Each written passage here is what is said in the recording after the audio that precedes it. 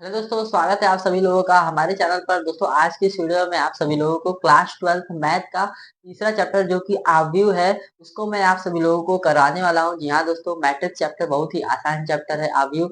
और इस चैप्टर को आप सभी लोग अगर अच्छे से पढ़ेंगे तो आप सभी लोग इस चैप्टर से ज्यादा नंबर गेन कर पाएंगे, ज्यादा नंबर ऑब्टेन कर पाएंगे, प्राप्त कर पाएंगे। तो दोस्तों वीडियो को आप सभी लोग लास्ट तक देखिएगा। इस वीडियो में आप सभी लोगों को वही क्वेश्चन कराऊंगा जो हर साल बोर्ड एग्जाम में पूछे जाते हैं और बहुत ज़्यादा रिपीटेड है और मोस्ट इम्पोर्टेंट है। तो वीडियो को ज़रूर से लाइक कर दीजिएगा और हमारे चैनल पर नए हैं तो प्लीज़ सब्सक्राइब कर दीजिएगा दोस्तों। तो चलिए वीडियो को स्टार्ट करते हैं और उन क्वेश्चंस को सॉल्व करते हैं जो हर साल बोर्ड एग्जाम में पूछे जाते हैं और बहुत बहुत ज़्यादा इंपॉर्टेंट क्वेश्चन है। आपको एक क्वेश्चन को भी मिस नहीं करना है, स्किप नहीं करना है। ठीक है दोस्तों, और एक एक क्वेश्चन को जितना भी मैं आप सभी लोगों का करवाऊंगा, लगभग 10 से 12 क्वेश्चन मैं आप सभी लोगों को इस वीडियो में करवाने वाला हूँ। तो ये 10 से 12 क्वेश्चन अगर आप सभी लोग अच्छे से कर लेते हैं, समझ लेते हैं, तो इसके बाद इस चैप्टर से आप सभी लोगों को थोड़ा सा भी परेशानी नहीं होने वाली है। तो वीडियो को लास्ट तक जरूर से देखिएगा दोस्तों और चैनल को जरूर से सब्सक्राइब कर दीजिएगा। तो चलिए स्टार्ट करते हैं वीडियो को और क्वेश्चन को सॉल्व करते हैं, समझते हैं। ठीक है, तो चलिए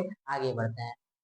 हाँ तो दोस्तों चलिए आगे बढ़ते हैं और वीडियो में और आव्यूह चैप्टर के बारे में सबसे पहले कुछ बेसिक चीजों को समझ लेते हैं कि आव्यूह होता क्या है। तो देखिए, आव्यूह का परिभाषा अगर आप सभी लोगों को किसी को बताना होगा तो आप सभी लोग ऐसे कहिएगा कि संख्याओं के निकाय का ऐसा आयताकार सारणी जो क्या होता है, आयताकार सारणी के रूप में होता है, उसे हम लोग क्या कहते हैं, आव्यूह कहते हैं। संख्याओं के निकाय को जो संख्याओं के निकाय का जो आयताकार सारणी होता है उसे हम लोग क्या बोलते हैं, आव्यूह बोलते हैं। अब देखिए आव्यूह, देखिए किस किस कैसा इसका सारणी होता है। तो देखिए ये कुछ इस प्रकार से बॉक्स की तरह होता है और मान लीजिए ये नंबर जैसे 2 3 5 7, तो ये सब क्या है, संख्याएं हैं। और संख्याओं को एक बॉक्स में बंद करके एक सारणी की तरह हम लोग इसमें डिनोट करते हैं। तो यही होता है क्या, आव्यूह। ये क्या है, आव्यूह है। ठीक, इसी को क्या कहते हैं, आव्यूह कहते हैं।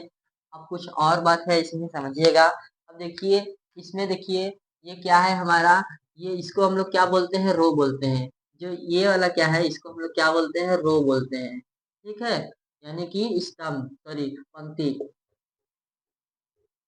हिंदी में क्या बोलते हैं, पंक्ति बोलते हैं। और इसे क्या बोलते हैं, इसे इसे क्या बोलते हैं हम लोग, इसे क्या बोलते हैं, इसे हम लोग कॉलम बोलते हैं। ठीक है, कॉलम यानी स्तंभ। ठीक है, तो अगर आप सभी लोग, अगर इसको हम लोग किस कैसे डिनोट करेंगे, देखिए इसको हम लोग बोलेंगे R1, इसको क्या बोलेंगे, R2। ये क्या है, पहला क्या है, पहला रो है, ये क्या है, दूसरा रो है। यानी कि 2 3 क्या है, पहला रो है। दूसरा रो क्या है, 2 5 और 7 है। इसी तरह आपसे कोई पूछेगा कि कॉलम इसमें बताओ, पहला कॉलम क्या है, तो ये देखिए ये C1 है, ये C2 है। ठीक है, C1 क्या है हमारा, पहला कॉलम 2 और 5 है। इसी तरह दूसरा कॉलम देखिए क्या है, 3 और 7। तो अगर आप सभी लोगों से कोई सारणी आपके सामने आ जाएगा आव्यूह का और आपसे कोई पूछेगा कि इसमें पहला रो क्या है या पहला कॉलम बताओ कौन कौन सा है, कौन कौन सा संख्या है, तो आप सभी लोग इसे इजीली तरीके से बता सकते हैं। मैं आशा करता हूँ कि आप सभी लोग इतना अच्छे से समझ गए होंगे। एक और एग्जांपल लेता हूँ, जैसे देखिए, जैसे 5 7 0 0 1 3। ठीक, ये भी क्या है, एक आव्यूह है। और दोस्तों एक और बात बताना था, देखिए इतना सबसे पहले आप सभी लोग समझ चुके हैं। इसमें देखिए कितने रो और कितने कॉलम है, तो 2 रो है। देखिए ये 2 रो है, ये R1 है और ये R2 है। ठीक है, पहले रो में कौन कौन से नंबर है, तो 5 है, 7 है, 0 है। और दूसरे रो की बात करें तो दूसरे रो में देखिए 3 है, 0 है और 1 है। लेकिन दोस्तों इसमें कॉलम की संख्या कितनी है बता सकते हैं, कॉलम की संख्या देखिए 3 है। देखिए ये पहला कॉलम, ये दूसरा कॉलम, ये तीसरा कॉलम, ये रो होता है और ये क्या होता है, ये कॉलम होता है। ठीक है, तो ये क्या है, हमारा कॉलम है, पहला कॉलम, ये दूसरा कॉलम और ये तीसरा कॉलम। ठीक है, अगर मान लीजिए कोई पूछे कि दूसरा कॉलम में कौन कौन से नंबर्स हैं, तो बता सकते हैं 7 है, 0 है। ठीक, इस प्रकार से होता है। अब एक और बात, इसमें देखिए कोटि, कोटि क्या होता है, कोटि, कोटि इसमें यह प्रदर्शित करता है कि ये आयु कितने कोटि की है। यानी कि इसमें रो कितने हैं और कॉलम कितने हैं। आव्यूह देखिए, आव्यूह की जो कोटि होती है, आव्यूह की जो कोटि होती है, आव्यूह की जो कोटि होती है, आव्यूह की कोटि बराबर क्या होता है, पंक्ति गुणे स्तंभ, पंक्ति गुणे स्तंभ, ठीक है, पंक्ति गुणे स्तंभ। आव्यूह की जो कोटि होती है क्या कहलाती है, पंक्ति गुणे स्तंभ। तो सबसे पहले यहाँ पर देखिए इसमें पंक्ति कितनी है, ठीक है। अगर आपसे कोई पूछे कि इस अवयव की कोटि बताओ तो आप सभी लोग बता सकते हैं। तो सबसे पहले आप सभी लोग को पंक्ति इसमें जानना है, पंक्ति यानी कि रो। तो रो कितना है, देखिए 2 रो है, ठीक है, तो यहाँ पर लिखेंगे 2। और स्तंभ कितना है, तो स्तंभ देखिए 1 2 2। तो अगर आप सभी लोग से कोई पूछे कि इस अवयव की कोटि कितनी है, तो आप सभी लोग तुरंत बता सकते हैं 2 गुणे 2 की अवयव की कोटि है, ठीक है, 2 गुणे 2 का ये अवयव है कोटि का, ठीक। इस प्रकार से अगर ये सरणी देखिए, ये क्या है अवयव देखिए, तो इसमें देखिए क्या होता है, इसमें देखिए कितने रो है, 2 है। तो सबसे पहले यहाँ पर रो को हम लोग इंडिकेट करेंगे। इसमें देखिए सबसे पहले पंक्ति है, फिर स्तंभ है, और इसमें देखिए स्तंभ कितने हैं, 3। तो यहाँ पर आप सभी लोग 3। तो आपसे कोई पूछेगा इस अवयव की कोटि बताइए, तो आप सभी लोग तुरंत बताइएगा कि इसका कोटि कितना है, 2 गुणे 3 है, 2 गुणे 3 का यह कोटि का अवयव है, ठीक। तो इस प्रकार से ये पूरा बेसिक था। आई होप कि आपको क्लियर हो चुका होगा अच्छे से। अब चलिए बढ़ते हैं क्वेश्चन की ओर, और क्वेश्चन को हम लोग सॉल्व करते हैं। ये बेसिक आई होप कि आपको अच्छे से क्लियर हो चुका होगा। तो चलिए बढ़ते हैं आगे वीडियो में और क्वेश्चन की ओर चलते हैं, और क्वेश्चन को इजीली तरीके से बिना हिचकिचाहट के सॉल्व करते हैं। तो चलिए वीडियो में आगे बढ़ते हैं। तो चलिए दोस्तों वीडियो को स्टार्ट करते हैं और क्वेश्चन को सॉल्व करते हैं। पहले क्वेश्चन की ओर बढ़ते हैं। तो देखिए पहला क्वेश्चन क्या है, यदि अवयव ए व बी का जो क्रम है यानी कोटि जो है क्रमशः कितना दिया है, m इंटू एन तथा n इंटू पी दिया है, तो ए बी का कोटि होगा। यानी कि कोई अवयव है, ए अवयव है, इसका क्या कोटि कितना है, m इंटू एन, और बी अवयव का जो कोटि है वो कितना है, n इंटू पी।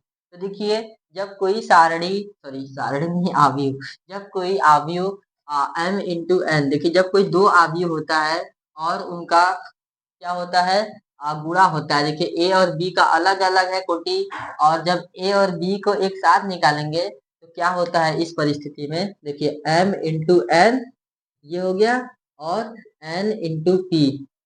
तो ये जो बीच वाला होता है ये कॉमन हो जाता है, और ये जो किनारे का होता है, ठीक, ये यही आपका क्या हो जाता है, रिजल्टेंट। यानी कि यही आपका क्या हो जाएगा, आंसर।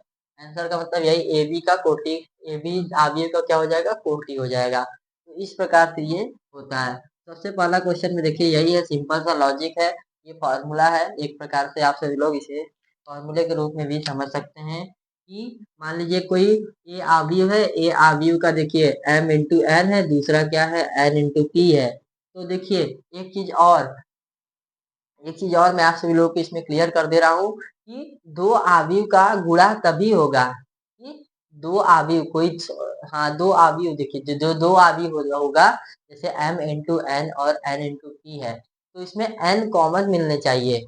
एक और उदाहरण देखिए एग्जाम्पल के मैं समझा रहा हूँ। देखिए मान लीजिए कोई एक अवयव है 2 गुणे 3 का, और कोई दूसरा अवयव है 3 गुणे 2 का, तो इसमें गुणा हो जाएगा, क्योंकि ये देखिए ये कॉमन आ रहा है। लेकिन अगर 2 गुणे 3 का है और ये 2 गुणे 3 का है, ठीक, ये 2 गुणे 3 का है और ये 2 गुणे 3 का है, तो ये गुणा नहीं होगा, क्योंकि ये चीज कॉमन नहीं मिल रहा है, ठीक, और आंसर आपका 2 गुणे 3 में नहीं आएगा।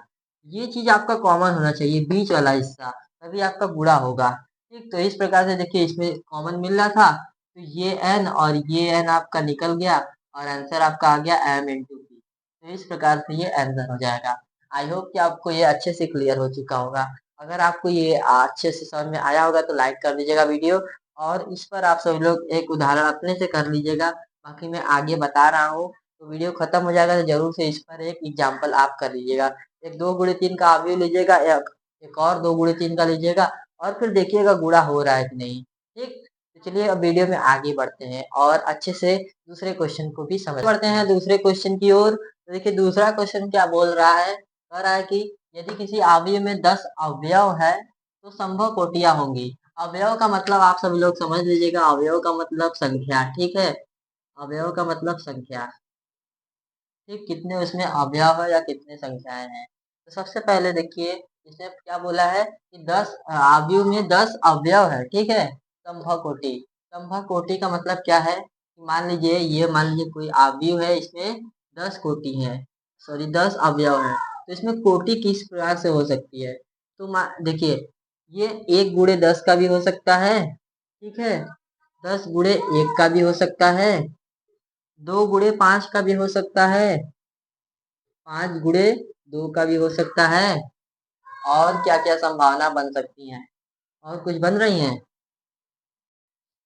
और कुछ बन रही हैं दोस्तों। देखिए 10 गुणे 1, 1 गुणे 10, और 2 गुणे 5, 5 गुणे 10, और कुछ नहीं बन रही है। तो टोटल 4 संभावनाएं बन रही हैं कोटि की। तो यहाँ से हमारा आंसर हो जाएगा 4, क्योंकि देखिए पहला 1 गुणे 10 का कोटि, दूसरा 10 गुणे 1, दूसरा 2 गुणे 5 और चौथा 5 गुणे 10, यानी कि टोटल 4 कोटि इसमें संभव बन रही हैं।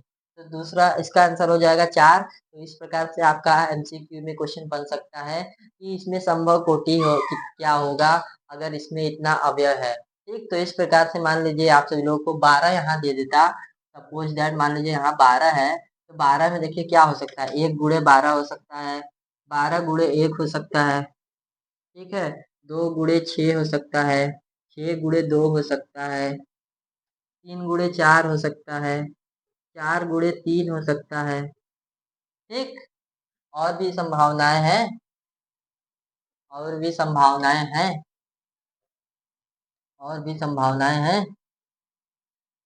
और नहीं है शायद, तो 6, ठीक, 6 संभावनाएं हैं। तो इस प्रकार से इसका आंसर 6 हो जाएगा। ठीक, तो इस प्रकार से आपको क्वेश्चन अच्छे से समझ में आ चुका होगा। अब चलिए बढ़ते हैं अगले क्वेश्चन की ओर। चलिए दोस्तों तीसरा क्वेश्चन को हम लोग स्टार्ट कर रहे हैं। 2 क्वेश्चन थोड़े सिंपल बेसिक लेवल के थे, वो एमसीक्यू में आ सकते थे। तो चलिए ये क्वेश्चन हम लोग सॉल्व करते हैं, और ये भी आपका एमसीक्यू या फिर 1 नंबर में अति लघु उत्तर में क्वेश्चन बन सकता है। तो चलिए इसको हम लोग सॉल्व करते हैं। देखिए क्या दिया है, यदि 2x minus Y x plus 2y 2 और 3 बराबर इतना हो तो x और y का मान ज्ञात करना है। तो सबसे पहले आपको ये पता होना चाहिए कि ये कितने कोटि का है। ये देखिए 2 गुणे 2 कोटि का है, ठीक है, इसमें देखिए 2 क्या है, 2 रो है और 2 कॉलम है, ठीक, और ये भी क्या है 2 गुणे 2 का है। तो सबसे पहले हम लोग क्या करेंगे, इसको इसके बराबर ले आएंगे और इसको इससे बराबर ले जाएंगे, ठीक। तो देखिए 2x माइनस वाई ये बराबर हो जाएगा 1 के, और इसको हम लोग इक्वेशन नंबर 1 मान लेते हैं। दूसरा देखिए x प्लस 2y है, ठीक है, इसको हम लोग क्या करेंगे 3 के बराबर लेकर आते हैं। बाकी ये नीचे वाला फर्जी है, इसमें इससे कोई लेना देना नहीं है, ठीक, इसको हम लोग इक्वेशन 2 कर लेते हैं।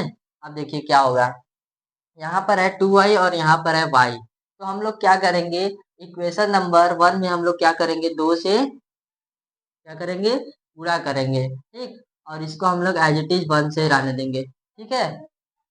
नहीं नहीं नहीं, एक मिनट दोस्तों, यहाँ पर देखिए इक्वेशन नंबर 1 है 2x माइनस वाई, तो इसको हम लोग क्या करेंगे, इसको हम लोग 2 से गुणा करेंगे और इसको हम लोग क्या करेंगे 1 से गुणा करेंगे। इसको हम लोग 2 से गुणा करेंगे तो ये हो जाएगा आपका 4x माइनस का 2y और बराबर में 2, और इसको 1 से गुणा करेंगे तो ये हो जाएगा x प्लस 2y, यानी कि एज इट इज रहेगा, सेम रहेगा। अब देखिए इसको मान लीजिए ये हमारा इतना आ गया, ये हमारा इक्वेशन नंबर 3 है, और मान लीजिए ये 4 है, ठीक, हमको x और y से मतलब है, इक्वेशन से नहीं मतलब है, ठीक है। तो देखिए हम लोग क्या करेंगे, यहाँ पर लिखेंगे कि समीकरण, ठीक है, समीकरण 3 प्लस समीकरण 4, या फिर आप लिख सकते हैं समीकरण 3 और 4 को जोड़ने पर, ठीक, देखिए क्या होगा, ये हो जाएगा आपका 5x, ठीक, और ये कट जाएगा आपका, यानी कि ये माइनस में ये प्लस में, तो जाहिर सी बात है कटना ही है, और ये हो जाएगा आपका 5। तो x का मान यहाँ से हो जाएगा 5 अपॉन में 5, तो ये हो जाएगा 1। तो एक्स का मान देखिए एक आ चुका है। अब एक्स का मान को हम लोग क्या करेंगे, इक्वेशन नंबर 2 या 1 में, पहले 2 में रख लेते हैं। तो एक्स का मान, ठीक है, 2 में रखने पर, 2 में रखने पर तो देखिए x plus 2y is equal to 3 है। तो एक्स का मान यहाँ से 1 आया है, तो 1 plus 2y is equal to 3, 2y is equal to 3 minus 1, and y 2y is equal to 2, and y का मान भी यहाँ से देखिए 2/2, यानी कि y का मान भी आ चुका है 1। तो x का मान भी 1 आएगा और y का मान भी 2 आएगा। और दोस्तों अगर आप सभी लोगों को देखिए x का मान और y का मान इतना आ चुका है, और अगर आप सभी लोगों को आंसर मिलाना है कि क्या मेरा x और y का मान सही आया है कि नहीं, तो आप सभी लोग क्या कीजिएगा कि जो आप सभी लोगों का इक्वेशन नंबर 1 या 2 है, उसमें आप सभी लोग x और y का मान पुट कर दीजिएगा। देखिए कैसे, देखिए सबसे पहले देखिए 2y है, 2x माइनस का y इज इक्वल टू 1। तो आप सभी लोग x की जगह पर 1 रख लीजिए और y की जगह पर भी 1 रख लीजिए। ये देखिए 2 माइनस 1 बराबर 1, तो ये 1 बराबर 1 हो गया। और ये 1 बराबर 1 हो गया, तो आप सभी लोगों का आंसर बिल्कुल सही हो गया। लेकिन दोस्तों आप सभी लोगों को इसको एग्जाम में नहीं करना है, आपको एग्जाम में बस यहीं तक करना है, एक्स और वाई का मान निकाल कर छोड़ देना है। ये तो मैं आप सभी लोगों को एक ट्रिक बताया हूँ आपको आंसर चेक करने के लिए। तो दोस्तों यही था तीसरा क्वेश्चन। आई होप कि आपको ये अच्छे से क्लियर हो चुका होगा। अब बढ़ते हैं नेक्स्ट क्वेश्चन की ओर। देखिए धीरे धीरे लेवल जो होगा वो थोड़ा थोड़ा बढ़ता जाएगा और लास्ट में लेवल एकदम हाई हो जाएगा। तो एकदम मीडियम लेवल से एकदम इजी लेवल से मैं आप सभी लोगों को एकदम हार्ड लेवल तक लेकर चल रहा हूँ। तो चलिए अब थोड़ा और लेवल हाई करते हैं, ठीक है। तो अगले वीडियो की ओर, अगले क्वेश्चन की ओर चलते हैं। चलिए दोस्तों अब आगे चौथे क्वेश्चन की ओर बढ़ते हैं और इसे भी सॉल्व करते हैं। देखिए क्या कहा है कि एक्स और वाई का मान ज्ञात करना है, और हमें ये आगे दे रखा है। आगे क्या है, एक्स वाई 3y एक्स, ठीक है। और यहाँ पर 1 2 है और बराबर में 3 5, ठीक। तो सबसे पहले देखिए क्या करेंगे, इस आव्यूह को हम लोग क्या करेंगे, गुणा करेंगे यानी मल्टीप्लाई करेंगे। तो देखिए सबसे पहले क्या होगा, एक्स वाई क्या दिया, 3x और x, ठीक। और यहाँ पर क्या दिया है, 1 और 2। तो देखिए आगे को जब हम लोग गुणा करते हैं, तो सबसे पहले यहाँ पर देखिए x का 1 से करेंगे, ठीक है, फिर y का 1 से करेंगे, फिर x का 2 से करेंगे, y का 2 से करेंगे। इसी प्रकार से फिर 3y का 1 से करेंगे, 3y का 2 से, फिर x का इससे, x का इससे। तो इस प्रकार से ये करना है, ठीक। तो चलिए आइए करते हैं, एक्स वाई 3y x, और क्या दिया है, 1 2, ठीक है। तो सबसे पहले x का मान से करेंगे तो क्या हो जाएगा। और उससे पहले मैं आप सभी लोगों को बता दे रहा हूँ कि देखिए ये कितने, इसका कोटि क्या है। सबसे पहले कोटि समझ लीजिए। ये देखिए 2 × 2 का कोटि का है, क्योंकि इसमें देखिए 2 रो है और 2 कॉलम है। और इसमें क्या है, 2 रो है और 1 कॉलम है। तो मैं आप सभी लोगों को पहले ही बताया था कि कोई भी आव्यूह होगा, चाहे जितने भी कोटि का होगा, उसका मल्टीप्लाई तभी होगा जब क्या होगा कि पहला आव्यूह और दूसरा आव्यूह का जो बीच वाला संबंध है वो बराबर होना चाहिए। जैसे 3 × 4 और 4 × 3 का आव्यूह है, तो वही मल्टीप्लाई होगा, ठीक है। तो चलिए देखिए, इसमें देखिए कॉमन मिल रहा है, तो ये आएगा आपका 2 × 1 का, ठीक। 2 × 1 का आएगा, यानी कि 2 रो और 1 कॉलम, ठीक। तो एक्स का 1 से करेंगे तो 1 एक्स हो जाएगा, और वाई का 2 से करेंगे तो 2y हो जाएगा, 2y हो जाएगा, ठीक है। तो यहाँ से करेंगे एक्स प्लस 2y, ठीक है, एक्स प्लस 2y। उसके बाद इसमें देखिए 3y का 1 से करेंगे तो 3y, और x का 2 से करेंगे तो प्लस में 2x। तो इस प्रकार से जब हम लोग इसका मल्टीप्लाई करेंगे तो x plus 2y, 3y plus 2x आएगा।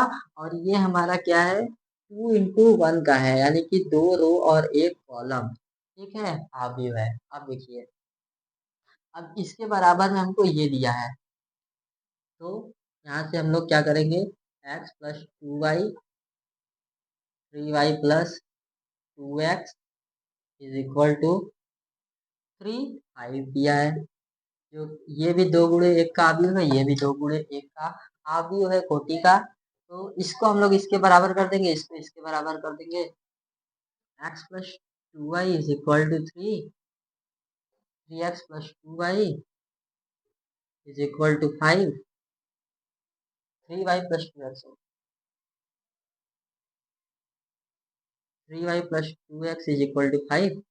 ठीक है दोस्तों, अब देखिए क्या करना है, समझिएगा ध्यान से। ठीक, तो यहाँ पर देखिए, यहाँ पर क्या होगा, इसको हम लोग समीकरण 1, इसको समीकरण 2, तो बराबर करने के लिए हम लोग क्या करेंगे, इसको हम लोग 2 से और इसको 1 से ही रहने देते हैं। इसको हम लोग 2 से करेंगे और इसको 1 से करेंगे। ठीक है, तो ये हो जाएगा 2x plus 4y is equal to 6, और इसको 1 से ही रहने देंगे। तो 1 का 2 से पूरा करेंगे तो 2x ही तो हो जाएगा। इसको मैं इधर कर दे रहा हूँ, इसको इधर कर दे रहा हूँ। ये 3y इज इक्वल टू 5। ठीक है, इतना आ गया। अब देखिए लिखेंगे कि घटाने पर, ये मान लीजिए समीकरण 3 है और ये समीकरण 4 है। ठीक है, तो समीकरण 3 माइनस समीकरण 4, तो हम लोग घटाएंगे। ठीक है, घटाने पर तो यहाँ से घटा देंगे, यहाँ पर प्लस है तो माइनस, प्लस है तो माइनस, प्लस है तो माइनस, तो ये यहाँ से कट जाएगा। ठीक, यहाँ से पूरा कट गया, यहाँ पर आ गया y इज इक्वल टू 1। तो y का मान यहाँ से 1 आ चुका है। ठीक, अब y का मान हम लोग समीकरण 1 में पुट कर देते हैं, तो x plus 2 into 1 is equal to 3। ठीक, तो x plus 2 is equal to 3, and x का मान भी आ चुका है 3 माइनस 2 यानी कि 1। तो x का मान भी 1 आया और y का मान भी 1 आया। चेक करना चाहते हैं तो चेक कर लीजिए। 1 प्लस 2 का गुणा 1 में करेंगे तो 2, यानी कि 1 प्लस 2 कितना होता है 3, और 3 बराबर है 3 के, यानी कि आंसर बिल्कुल सही है दोस्तों। तो इस प्रकार से क्वेश्चन को करना है। मैं बहुत ही, मेरा स्पीड थोड़ा स्लो है, लेकिन मैं आप सभी लोगों को डीपली बता रहा हूँ कि आप सभी लोग अच्छे से कर ले जाएं, एक ही बार में समझें, बार बार वीडियो देखने की जरूरत न पड़े दोस्तों। तो यही था ये क्वेश्चन। आई होप कि आपको ये क्वेश्चन भी बिल्कुल बिल्कुल इजीली तरीके से समझ में आया होगा। तो नेक्स्ट क्वेश्चन की ओर बढ़ते हैं, थोड़ा लेवल हाई करते हैं। ठीक है दोस्तों, चलिए। हाँ तो दोस्तों चलिए बढ़ते हैं आगे, और पांचवें क्वेश्चन को भी बहुत ही शांति से, बहुत ही इजी तरीके से सॉल्व करते हैं। तो देखिए क्वेश्चन क्या दिया हुआ है, यदि a बराबर इतना और b बराबर इतना, तो a प्लस बी और a माइनस बी का मान ज्ञात करें। तो सबसे पहले हम लोग a प्लस बी ज्ञात करते हैं। तो a प्लस बी हम लोग ज्ञात कर लेते हैं, अवयव का योगफल और अवयव का आ, घटाना, यानी कि जोड़ और घटाना इसमें दिया गया है। बहुत ही इजी है, सब्ट्रैक्शन और एडिशन। 2 4 3 2 plus 1 3 minus 2 5। बहुत बहुत बहुत बहुत इजी है दोस्तों, आगे चैप्टर।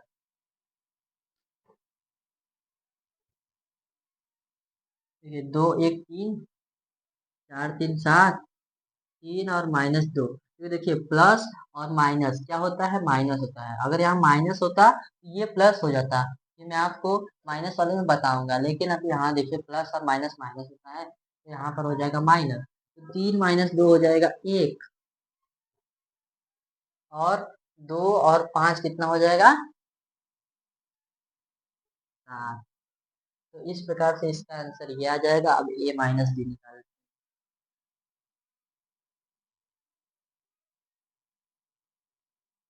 a माइनस बी देखिए निकालते हैं। 2 4 3 2 माइनस 1 3 माइनस 2 5।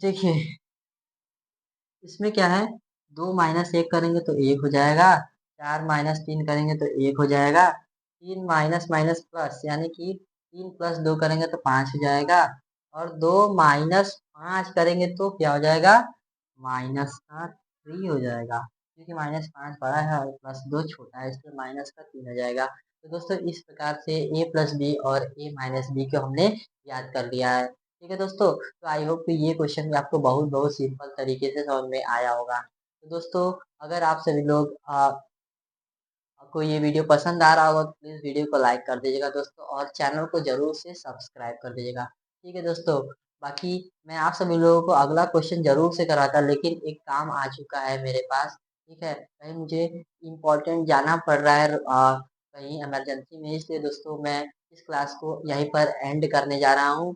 लेकिन दोस्तों नेक्स्ट वीडियो में, यानी कि जो नेक्स्ट क्लास आगे कराएगा, उसमें मैं आप सभी लोगों को पूरा ए टू ज़ेड जितना भी क्वेश्चन बचा हुआ है 6 से 7 क्वेश्चन, उसे मैं आप सभी लोगों को करवा दूँगा। तो दोस्तों यही था आज का यह वीडियो। ठीक है दोस्तों, अगर वीडियो को आपको पसंद आया होगा तो प्लीज़ वीडियो को लाइक कर दीजिएगा और दोस्तों के पास ज़रूर से शेयर कर दीजिएगा दोस्तों, क्योंकि उनको भी बहुत ही ईज़ी लैंग्वेज में ऐसी वीडियो चाहिए होंगी, ठीक है? ईज़ी तरीके से वो भी समझ सकते हैं। और यूट्यूब पर बहुत कम ही चैनल मिलेंगे जो आपको इतनी शांति से, इतनी ईज़ी तरीके से आपको बताएँगे, ठीक? तो अगर वीडियो पसंद आएगा तो ज़रूर से लाइक कर दीजिएगा और दोस्तों के पास ज़रूर शेयर कीजिएगा और चैनल को सब्सक्राइब करना नहीं भूलिएगा। तो मिलते हैं अब नेक्स्ट वीडियो में, आपको नेक्स्ट वीडियो में सारी चीज़ें आप ही की मिल जाएँगी और बाकी यही था आज का वीडियो। अगर पसंद आया हो तो ज़रूर से लाइक कर दीजिएगा, क्योंकि दोस्तों ये इसी वीडियो में आप सब लोगों को पूरा क्वेश्चन कराने वाला था, लेकिन एक जगह इम्पोर्टेंट जाना पड़ रहा है, इसलिए मैं आप सब लोगों को अगले वीडियो में करा रहा हूँ। ठीक? मिलते हैं नेक्स्ट वीडियो में, तब तक के लिए थैंक